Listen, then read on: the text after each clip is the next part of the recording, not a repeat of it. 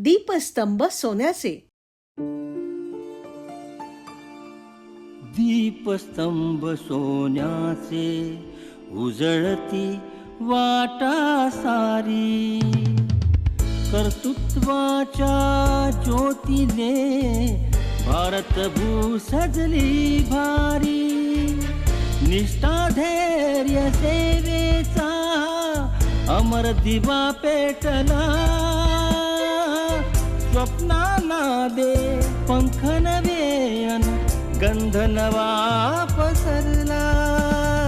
दीपस्तंभ सोन्याचे सोन्याचे सोन्याचे सोन्याचे. इम्पेरेटिव्ह बिझनेस व्हेंचर्स लिमिटेड प्रस्तुत दीपस्तंभ सोन्याचे या कार्यक्रमात आपल्या आजच्या भागाचे मानकरी आहेत महाराष्ट्र शासनातील अपर मुख्य सचिव महसूल म्हणून कार्यरत असलेले माननीय विकास रुक्मिणी शंकर खारगे. 1994च्या IAS बॅच मधील भारतात 34 आणि महाराष्ट्रातील प्रथम क्रमांक प्राप्त केलेले ते अधिकारी आहेत. MSRTC, आरोग्य, वन, महसूल आणि सांस्कृतिक विभागात नाविन्यपूर्ण उपक्रम त्यांनी राबवलेत.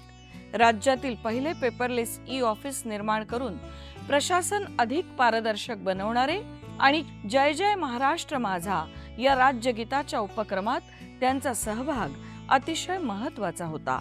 शिवछत्रपतींच्या गडकिल्ल्यांना युनेस्को जागतिक वारसा दर्जा मिळवून देण्यासाठी त्यांनी सातत्यानं अथक प्रयत्न केले. लंडनमधून ऐतिहासिक वाघनख महाराष्ट्रात आणण्यासाठी पुढाकार घेण्यात त्यांचं योगदान मोठं आहे. जिल्हाधिकारी, सचिव आणि विविध महत्वाच्या पदांवर प्रभावी कामगिरी, राज्य प्रशासनात पारदर्शकता, तंत्रज्ञानाचा वापर आणि धोरणात्मक निर्णय यासाठी ओळखले जाणारे, तसंच राष्ट्रीय आणि आंतरराष्ट्रीय स्तरावर महाराष्ट्राचं प्रतिनिधित्व करणारे अधिकारी IAS माननीय विकास रुक्मिणी शंकर खारगे यांच्या कार्याला आमचा मानाचा मुजरा. नमस्कार. दीपस्तंभ सोन्याचे ह्या कार्यक्रमात मी डॉक्टर अरुंधती भालेराव आपल्या सगळ्यांचं मनापासून स्वागत करते. आपल्याला सगळ्यांना कल्पना आहे ह्या कार्यक्रमाच्या माध्यमातून प्रशासन सेवेत अत्यंत महत्त्वाची भूमिका बजावणाऱ्या अनेक मान्यवर अधिकाऱ्यांशी मी सातत्याने गप्पा मारत असते. आज सुद्धा आपल्या स्टुडिओमध्ये एक असेच अधिकारी आले आहेत. महाराष्ट्र शासनातील सर्वोच्च पदावर अत्यंत महत्त्वाची भूमिका निभावणारे अपर मुख्य सचिव महसूल IAS माननीय विकास शंकर खारगे आज आपल्या स्टुडिओमध्ये उपस्थित आहेत. चला मारूया त्यांच्याशी मनमोकळ्या गप्पा. सर, आमच्या स्टुडिओमध्ये आपलं पुन्हा एकदा मनापासून स्वागत. धन्यवाद. धन्यवाद मॅडम. सर, इचलकरंजी ते महाराष्ट्र शासनातलं एवढं मोठं पद तुम्ही निभावता आहात. तो तुमचा सगळा प्रवास म्हणजे मग तुमचं शालेय जीवन, तुमचं महाविद्यालयीन जीवन, तुमचं कौटुंबिक वातावरण याबद्दल आम्हाला अगदी सुरुवातीला थोडक्यात ऐकायला आवडेल. माझं मूळ गाव इचलकरंजी. माझा जन्म माझ्या आजोळी विटा सांगली जिल्ह्यात त्या ठिकाणी झाला. पण मूळ गाव आमचं इचलकरंजी, तिथंच मी लहानाचा मोठा झालो. शालेय शिक्षण माझं 2 शाळांच्या मध्ये झालं. एक नगरपालिकेची शाळा शाहू हायस्कूल म्हणून आहे, त्या ठिकाणी होतो. नंतर व्यंकटराव हायस्कूलला होतो. तर या शालेय जीवनामध्ये मला जे शिक्षक भेटले त्यांचा माझ्या आयुष्यावर खूप खोल असा परिणाम आहे. मला आठवतं की 4थीला असताना आमच्या करंबेळकर नावाच्या शिक्षिका होत्या.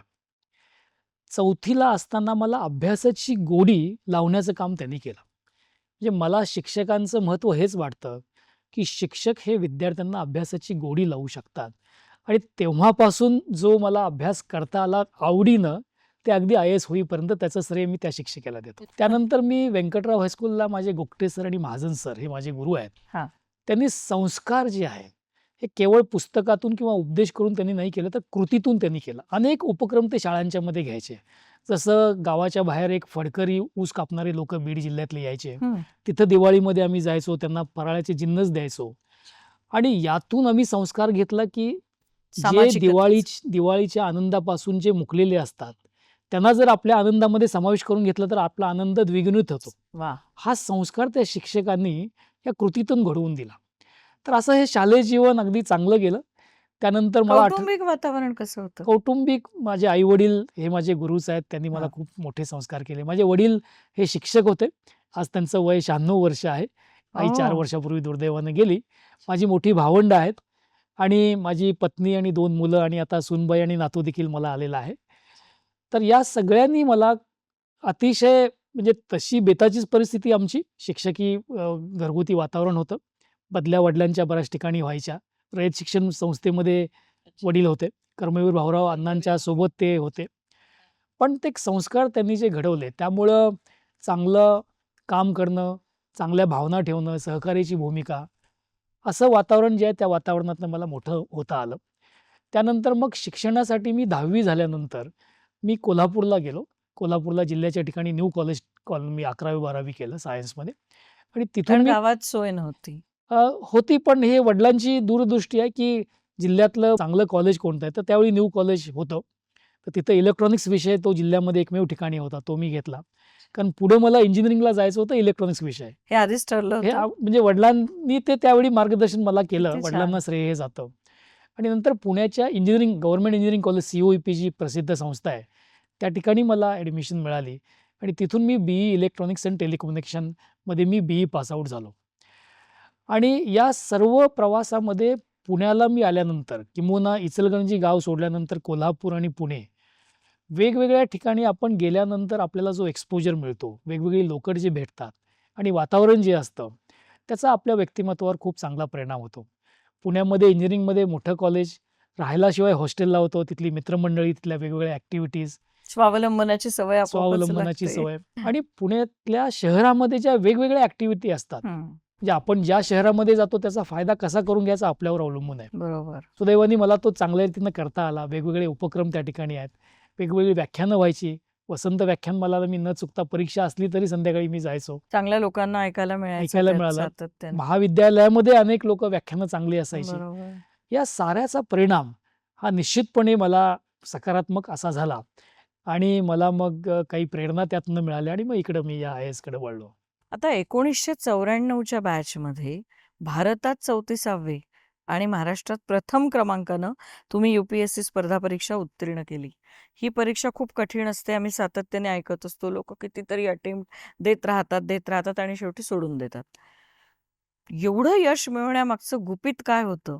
कारण हा कार्यक्रम अनेक तरुण मुले सुद्धा बघतात. तर त्यांना याच्यातनं मार्गदर्शन मिळेल, की तुम्ही नक्की अभ्यास कसा केला? मी मगाशी सांगितल्याप्रमाणे अभ्यासाची गोडी असणं, आवड असणं, हे माझ्या ज्या टीचर जे आहेत त्यांना श्रेय आहे. गोडी पाहिजे म्हणजे जे कारण UPSCमध्ये तुम्हाला 2-3 वर्ष सतत अभ्यास हा करावा लागतो. मग हे आवड असल्याशिवाय होणार नाही. जास्त वेळ आपल्याला निश्चितपणे हो त्याला ना. द्यावा लागतो. तर आवड होती मला लहानपणापासून अभ्यासाची. हे एक याच्यामध्ये आहे. त्यानंतर मी अभ्यासासाठी खरं तर मी इंजिनिअरिंग पूर्ण होईपर्यंत IASच करायचं असं मनामध्ये काही नव्हतं. कुठेतरी मनामध्ये होतं की काहीतरी आपण वेगळं करावं. पण सुरुवातीला होतं की इंजिनिअरिंगमध्येच आपण पुढं पोस्ट ग्रॅज्युएशन करावं. म्हणून मी 1 वर्ष लेक्चरशिपसुद्धा केली इचलकरंजीलाच एका इंजिनिअरिंग कॉलेजमध्ये. पण नंतर मला वाटायला लागलं की नाही आपल्याला प्रशासनाकडे गेलं पाहिजे असं वाटायला लागलं. मग मी नोकरी सोडली आणि पूर्ण वेळ अभ्यासाला लागलो. याच्यामध्ये घरच्यांनी मला खूप मोठा पाठिंबा दिला याच्यामध्ये. आणि मग SISC महाराष्ट्र शासनानं state institute for administrative careers अशी संस्था 4-5 ठिकाणी त्यावेळी सुरुवात केलेली होती. तर मी कोल्हापूरला त्या संस्थेमध्ये राजाराम कॉलेजमध्ये ती संस्था आहे त्या ठिकाणी मी होतो. तिथं मी अभ्यास केला. त्यानंतर मी मुंबईला सुद्धा SISCला मी अभ्यासासाठी आलो आणि मुंबईच्या संस्थेचा देखील मला खूप मोठा फायदा याच्यामध्ये झाला. आपण गुपित म्हटला तर गुपितामध्ये हेच आहे, की जे ओपन सिक्रेट आहे, की तुम्हाला परिश्रम तर खूप करावेच लागतात. तुम्हाला अभ्यास 16, 17, 18 तास हा आपल्याला करावा लागतो. सातत्य पुन्हा. सातत्याने करावा लागतो. पूर्ण याच्यामध्ये पेशन्स हा फार महत्त्वाचा आहे. म्हणजे मी 3ऱ्या अटेम्प्टमध्ये मी IAS झालो. पहिल्या अटेम्प्टमध्ये मी प्रिलिम परीक्षा पास झालो, मेन परीक्षा दिली, पण मला 8 मार्क कमी पडले त्यामुळे इंटरव्ह्यू कॉल मला नाही आला. प्रिलिम, मेन, इंटरव्ह्यू हे 3 टप्पे असतात स्पर्धा परीक्षेमध्ये. दुसऱ्या अटेम्प्टमध्ये म्हणजे पुन्हा 1 वर्षाची प्रक्रिया आहे. जून, डिसेंबर आणि एप्रिल, मेमध्ये इंटरव्ह्यू आणि पुन्हा जूनमध्ये निकाल. दुसऱ्या अटेम्प्टमध्ये मी प्रिलिम, मेन, इंटरव्ह्यू तिन्ही पास झालो. पण माझा रँक जो आहे ऑल ओव्हर इंडिया रँक हा 464वा आला आणि मला Indian PNT account finance service मला मिळाली. पण IAS आपल्याला व्हायचं आहे हे ठरवलेलं होतं. म्हणून मी तो क्लेम ठेवला म्हणजे सर्व्हिस ते ॲक्सेप्ट केली, पण क्लेम ठेवला, 1 वर्ष एक्सटेन्शन घेतलं. पुन्हा मी परीक्षा दिली आणि तिसऱ्या अटेम्प्टमध्ये मी प्रिलिम, मेन, इंटरव्ह्यू तिन्ही पास झालो आणि माझा रँक 34वा ऑल ओव्हर इंडिया आला आणि प्रथम क्रमांक महाराष्ट्रामध्ये आल्यामुळं मला महाराष्ट्र काडरसुद्धा IASमध्ये मला हे मिळालं. तर या संबंध प्रक्रियेमध्ये आपल्याला पेशन्स फार महत्त्वाचा आहे, सकारात्मक दृष्टिकोन फार महत्त्वाचा आहे. त्यावेळेला आई-वडिलांची प्रतिक्रिया काय होती, जेव्हा या रिझल्टमध्ये तुम्ही भारतात 34वे आले, महाराष्ट्रात पहिले आले? माझी आईचं तर एक वाक्य आहे, की "तू माझी कूस धन्य केलीस." हे वाह! माझी आईचे उद्गार आहेत. वडिलांना आणि माझ्या सर्व भावंडांना आणि माझी पत्नी देखील माझ्या IASच्या प्रिपरेशन दरम्यानच माझं लग्न झालं होतं. पत्नीचीच देखील मुख्य परीक्षा आणि इंटरव्ह्यूला तिची खूप मोठी साथ आहे आणि सगळ्यांना खूप आनंद झाला आणि हे सगळं कुटुंबाच्या सहकार्याशिवाय सपोर्टशिवाय. करणं हे शक्यच नाही आहे. कारण मी ज्यावेळी नोकरी माझी सोडली इंजिनिअरिंगची, 1 वर्ष लेक्चरशिप केली आणि सांगितलं, की मला आता 2-3 वर्ष मी इंजिनिअर झालो, सिव्हिल म्हणे तुम्हाला अपेक्षा असेल मला पगार मिळेल, घराला मदत करेल. पण उलट तुम्हालाच मला 2-3 वर्ष मदत करावी लागेल. तुमची तयारी आहे का? मी इंजिनिअरिंगचं शिक्षण हे लोन काढून केलं होतं. पण घरचे म्हणले, "नाही, हे तू कर." दुसरं एक मला सांगायचं होतं, की या IASच्या अभ्यासादरम्यान आपण कुठलाही एक्सक्यूज देता कामा नये, की आपण ग्रामीण ग्रामीण भागातले आहोत किंवा माझं इंग्रजी कच्चं आहे, मराठी मीडियमचं आहे. कोणतीही अडचण याच्यामध्ये काही आपण न्यूनगंड न ठेवता. बिलकुल येता कामा नये. आपण कोणत्याही माध्यमातून परीक्षा ही देऊ शकतो याच्यामध्ये. मी देखील मराठी माध्यमातूनच ही परीक्षा दिली. इंटरव्ह्यू इंग्लिशमधनं आपल्याला देता येतो तसा मी दिलेला आहे. मला एक सांगावसं वाटतं, की इचलकरंजीला माझ्या गावी घर आमचं छोटं होतं, अभ्यासाची सोय नव्हती. तर तिथं चौंडेश्वरी मातेचं एक मंदिर आहे देवीचं. त्या मंदिरामध्ये मी 1 वर्षभर तिथल्या वरच्या खोलीमध्ये मी अभ्यास केला. आणि मंदिरातली सकारात्मकता अगदी खरं आहे, नकळत अगदी तुम्हाला खरं आहे. मिळाली. सर, फार इंटरेस्टिंग आहे तुमचा हा सगळा जर्नी. आपण एक छोटंसं ब्रेक घेणार आहोत आणि पुन्हा परत येतोय. कुठेही जाऊ नका, बघत राहा. इम्पेरेटिव्ह बिझनेस व्हेंचर्स लिमिटेड प्रस्तुत दीपस्तंभ सोन्याचे. दीपस्तंभ सोन्याचे. ब्रेक नंतर आपल्या सगळ्यांचं पुन्हा एकदा मनापासून स्वागत. आपण गप्पा मारतो आहोत महाराष्ट्र शासनातील अपर मुख्य सचिव महसूल माननीय विकास खारगे सर यांच्याशी. सर, फार इंटरेस्टिंग आहे हा सगळा प्रवास. तुमच्या या सगळ्या प्रवासामध्ये तुम्ही पेपरलेस ऑफिसची संकल्पना राबवली. त्यावेळची आव्हानं काय होती? IASमध्ये ही एक चांगली संधी आहे. आपण वेगवेगळ्या पदांच्यावर काम करण्याची संधी असते. IAS ही एकमेव भारतातली अशी सर्व्हिस आहे, की ज्याला जॉब डायव्हर्सिटी आहे. म्हणजे IAS अधिकारी हा कुठल्याही क्षेत्रामध्ये तो त्या ठिकाणी काम करण्याची त्याला संधी मिळत असते. तर अशीच एक संधी मी आरोग्य विभागामध्ये होतो त्यावेळी मला मिळाली. तर त्यावेळी आमचं इन सर्व्हिस IAS प्रशिक्षण मसुरी अकॅडमीला होतं. 2 महिन्याचं प्रशिक्षण होतं आणि त्या 2 महिन्यामध्ये 15 दिवस आम्ही साऊथ कोरियाला गेलो होतो. तर तिथं मसुरीचे काही प्राध्यापक लॅपटॉपवर काहीतरी काम करत होते. त्यांना मी विचारलं, "काय काम करतात?" तर ते म्हणले, "आम्ही फाईल क्लिअर करतोय, ई-फाईल." म्हटलं, "म्हणजे काय?" तर ते म्हणले, "तुम्हाला इंटरेस्ट असेल तर मसुरीला आपण परत गेल्यानंतर सगळ्यांच्यासाठी आम्ही एक वेगळं सेशन ठेवू." आणि त्यांनी मसुरीला परत गेल्यानंतर ई-ऑफिस म्हणजे काय आहे हे प्रेझेंटेशन केलं. ते बघितल्यानंतर मी म्हटलं, "काही केलं नाही केलं तर मी हे जरूर करणार आहे." मी ज्यावेळी परत आलो, त्यावेळी सर्व आमचे हेल्थ डिपार्टमेंटमध्ये सगळे डॉक्टर मंडळीच आमच्या ऑफिसमध्ये होते. त्यांना सांगितलं, की आपल्याला पेपरलेस ऑफिस करायचं आहे. वा. कारण हेल्थ डिपार्टमेंटचं ऑफिस मुंबईला जसं होतं तसं पुण्याला सुद्धा एक फॅमिली ब्युरो आहे, फॅमिली प्लॅनिंगचा ब्युरो आहे. तर सगळ्या फाईल फिजिकली येतात, फिजिकली जातात. हे आपण बंद केलं पाहिजे आणि ते मी केलं. 2 महिन्यामध्ये मी ते केलं. सुरुवातीला मी ते सॉफ्टवेअर जे आहे NICचं ते NICने डेव्हलप केलेलं आहे. मुंबईच्या NICच्या अधिकाऱ्यांना बोलावलं, म्हटलं या पद्धतीचं सॉफ्टवेअर लागेल यासाठी. डिजिटल सिग्नेचरने आपल्याला फाईल क्लिअर कराव्या लागतील. त्यांनाही ती कल्पना नव्हती, पहिलीच वेळ होती. त्यांना मसुरीला पाठवलं, तिथं त्यांनी अभ्यास केला. त्यानंतर वेगळी स्वतंत्र केबल आपल्याला स्पीड पाहिजे इंटरनेटचा त्यासाठी स्वतंत्र आपण कनेक्शन BSNL कडून, MTNL कडून मुंबईला आपण घेतलं. लोकांना प्रशिक्षण दिलं आणि साधारण 2 महिन्यामध्ये आम्ही आमच्या फिजिकल फाईल बंद केल्या. म्हणजे मला आठवतंय, की मी इलेक्शन ड्युटीला ऑब्झर्व्हर म्हणून 3 राज्यामध्ये मी गेलो होतो. गुजरातला आणि मध्य प्रदेश आणि उत्तर प्रदेशला. नेहमी ऑब्झर्व्हर म्हणून जाताना ऑन ड्युटी आपण जातो 21 दिवसाकरता. सगळ्या फाईल अशाच पडून राहायच्या आपण परत येईपर्यंत. पण पहिल्यांदा असं झालं, की ई-ऑफिसवर तिथून मी रिमोटली सर्व Digital फाईल क्लिअर करत होतो. सिग्नेचर्स. एकही फाईल पेंडिंग नव्हती. मला वाटतं ही खूप मोठी क्रांती आहे. अगदी बरोबर. आणि माननीय मुख्यमंत्री त्यावेळी पृथ्वीराज चव्हाण साहेब होते आणि दुर्दैवानं मंत्रालयाला त्यावेळी आग लागली होती. तर त्यावेळी मुख्यमंत्री महोदयांनी मुलाखतीमध्ये सांगितलं, की दुर्दैवानं आग लागलेली आहे मंत्रालयामध्ये, काही फाईल जळालेल्या आहेत. पण एक आमचं ऑफिस आणि एक आमचा अधिकारी असा आहे, की जिथं ई ऑफिस आहे त्या फाईलला काही होऊ शकणार नाही. वा, याच्यापेक्षा आणखीन काय हवं? नंतर मी ज्यावेळी मंत्रालयामध्ये पोस्टिंग माझी मुख्यमंत्री कार्यालयामध्ये झाली, तर मी सगळ्यांना कंपल्सरी केलं, की माझी मुख्यमंत्री कार्यालयामध्ये फाईल येईल, ई फाईल येईल, फिजिकल फाईल येणार नाही. आता सुद्धा माझ्या महसूलच्या कार्यालयामध्ये सुद्धा सर्व ई फाईल याच्यामध्ये आहेत आणि आता सर्व मंत्रालयामध्ये सर्व विभागांनीच शासनाचं सुरू हे केलंय. सुरू केलेलं आहे. इव्हन जिल्हाधिकारी आणि सर्व तहसील कार्यालयापर्यंत सुद्धा सर्वजण या ई ऑफिसचा वापर करतात आणि या ई ऑफिसमुळं फाईल ट्रॅक करणं फार सोपं आहे.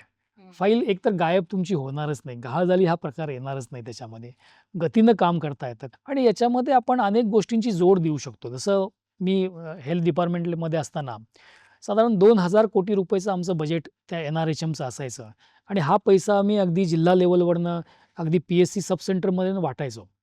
तर त्यावेळी आमचं बँकिंग जे आहे, ई बँकिंग हे त्या ई ऑफिसला आम्ही अटॅच केलं होतं आणि ई बँकिंग अटॅच केल्यामुळं सर्व निधी मला एका क्षणामध्ये सर्व बँकांना मला डिस्ट्रीब्यूट करता येत आला.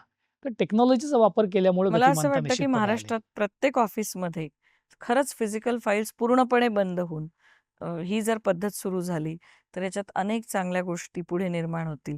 कुठेही जाऊ नका, आपण एक छोटंसं ब्रेक घेतोय. मंडळी, बघत राहा दीपस्तंभ सोन्याचे. दीपस्तंभ सोन्याचे. ब्रेक नंतर आपल्या सगळ्यांचं पुन्हा एकदा मनापासून स्वागत.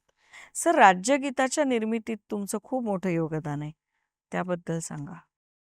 मी ज्यावेळी मुख्यमंत्री कार्यालयामध्ये होतो त्याचवेळी माझ्याकडे सांस्कृतिक विभागाचा कार्यभार देखील होता. तर त्यावेळी आपण भारताच्या स्वातंत्र्याला 75 वर्ष पूर्ण झाल्यामुळं अमृत महोत्सवी वर्ष आपण साजरा करत होतो आणि आम्ही असं ठरवलं की राज्याला राज्यगीत अजून ऑफिशियली असं नाही आहे. मग आम्ही खूप वेगवेगळ्या गीतांचा अभ्यास केला आणि आम्हाला एक गीत, जय जय महाराष्ट्र माझा गर्जा महाराष्ट्र माझा, हे आम्हाला गीत अतिशय समर्पक असं वाटलं आणि आम्ही ते निवडलं आणि मला ही संधी मिळाली की कॅबिनेटसमोर हा प्रस्ताव मला मांडता आला, तो मंजूर झाला.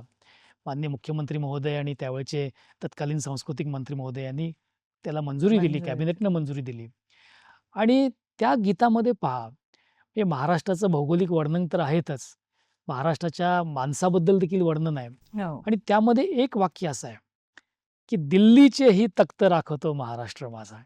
हे दिल्लीचं तख्त राखणं एवढी ताकद या महाराष्ट्र माणसामध्ये आहे, असं हे गीत आहे.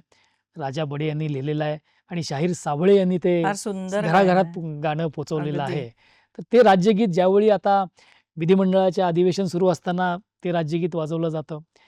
जे आपले 15 ऑगस्ट, 26 जानेवारी, 1 मेला देखील राष्ट्रगीतानंतर ते गाणं म्हटलं जातं. सर्व शाळांच्यामध्ये कंपल्सरी प्रार्थनेच्या आहे, वेळी ते म्हटलं जातं. वाजवायला लागतं. हे ज्यावेळी मी ऐकतो त्यावेळी खूप समाधान भरून वाटतं वाटतं. की आपल्याला याच्यामध्ये सहभाग कॉन्ट्रिब्युशन करता आलं. असंच युनेस्कोमध्ये गडकिल्ल्यांसाठी परवानगी मिळवताना जी आव्हानं होती त्याबद्दल.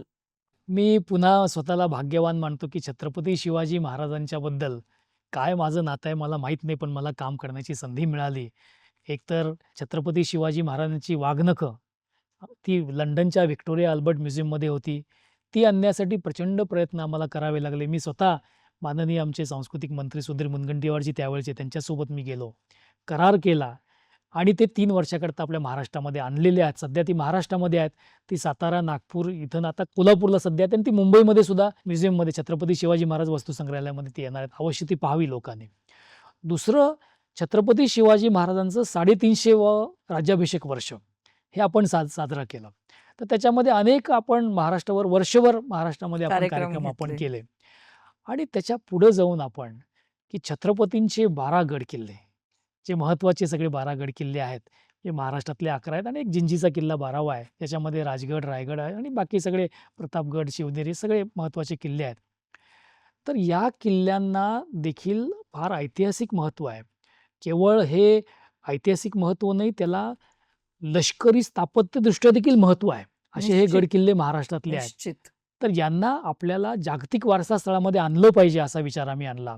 तसा आम्ही प्रस्ताव तयार केला आणि तो आम्ही युनेस्कोला पाठवला. पण हा प्रवास खडतर असा होता.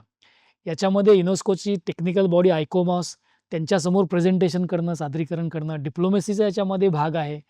पॅरिसला आम्ही बऱ्याच वेळेला गेलो, मी स्वतः त्या ठिकाणी गेलो होतो, तिथं प्रेझेंटेशन केले आणि शेवटी 21 जणांचं ते ॲम्बॅसेडर्स, 21 देशांचे ते वर्ल्ड हेरिटेज कमिटी आहे, त्याच्यासमोर मतदान होतं आणि सर्वांनी शेवटी एकमतानं याला मान्यता महाराजांचे दिली. 12 गड किल्ले जे आहेत त्याला मान्यता दिली आणि आज महाराष्ट्रातले अजंठा, एलोरा आणि घारापुरी, लेणी हे सगळे आपले वर्ल्ड हेरिटेज सेंटर आहे. त्याच्यामध्ये 12 किल्ल्यांची देखील भर पडलेली आहे. याच्यामध्ये एक फक्त मी आपल्याला सांगतो, की तिथं मला प्रश्न विचारला, की छत्रपती शिवाजी महाराज हे इतर राजांच्या पेक्षा कसे निराळे आहेत, आम्हाला काही माहिती नाही, तुम्ही हम्म, सांगा. हम्म, तर त्यांना मी म्हटलं, फक्त मी एकच छत्रपतींची जी राजमुद्रा आहे हम्म. त्यांच्याबद्दल मी सांगतो. प्रतिपतचंद्र लेखे व वर्धिष्णू विश्ववंदिता, वा. शाह सुनोवा शिवशस्या मुद्रा भद्राय राजते. म्हणजे प्रतिपदेच्या चंद्रकलेप्रमाणे वाढत जाणारी शहाजी राजे यांचा पुत्र शिवाजी राजे यांची ही मुद्रा लोककल्याणासाठी शोभते.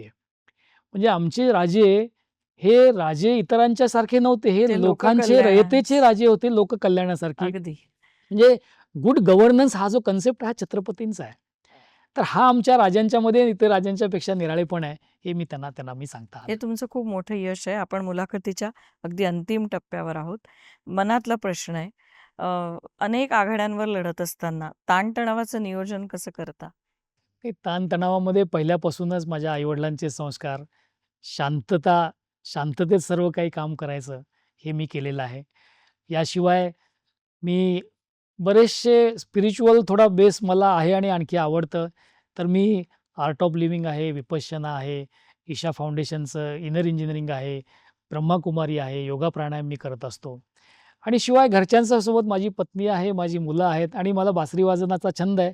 आणि आमचा आता नातू आलेला आहे, नील नाव आहे त्याचं, 4 महिन्याचं आहे. घरात आनंद तर आणि ऊर्जा याचा संगम आलाय. येस. या सगळ्या व्यस्ततेत तुम्ही बासरी वादन सुद्धा करता.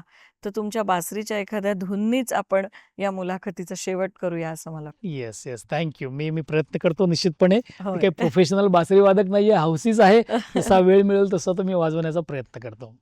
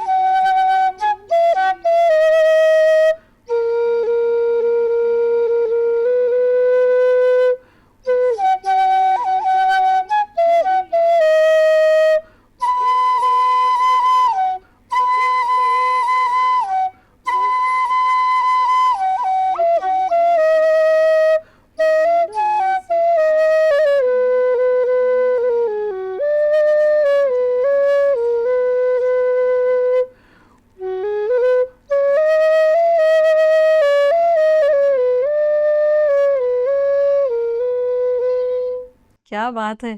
किती छान वाटलं सर. खूप धन्यवाद. छान वाटलं तुमच्याशी गप्पा मारून. धन्यवाद, धन्यवाद. तुम्ही इतक्या व्यस्त ह्याच्यात आज आमच्या स्टुडिओमध्ये आलात आणि तुमचा हा सगळा प्रवास आम्हाला ऐकवला. नक्कीच याच्यातनं अनेक विद्यार्थ्यांना जे स्पर्धा परीक्षेसाठी तयारी करतायत त्यांना ह्याच्यातनं खूप छान मार्गदर्शन मिळेल याची खात्री आहे. खूप खूप धन्यवाद. धन्यवाद मॅडम. धन्यवाद. मंडळी, हे होते IAS विकास खारगे.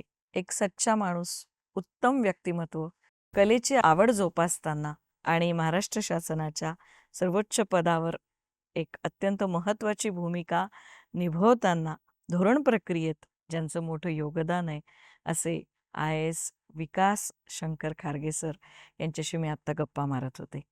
आमचा हा कार्यक्रम नक्की बघत जा. इम्पेरेटिव्ह बिझनेस व्हेंचर्स लिमिटेड प्रस्तुत दीपस्तंभ सोन्याचे. भेटूया पुढच्या शनिवारी. नमस्कार.